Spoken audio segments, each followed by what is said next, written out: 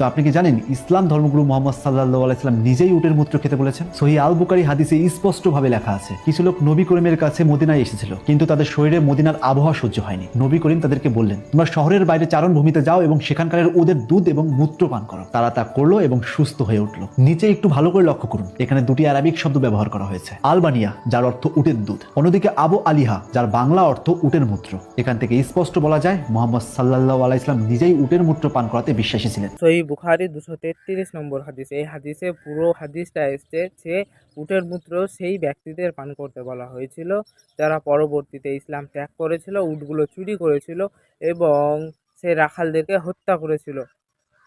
আমাদের রাসূল সাল্লাল্লাহু আলাইহি ওয়াসাল্লাম তিনি নিজেও উটের মূত্র পান করেননি, তিনার অনুসারীদেরকেও পান করতে বলা হয়নি এবং আমাদেরকেও আদেশ দেওয়া হয়নি যে আমরা উটের মূত্র পান করব।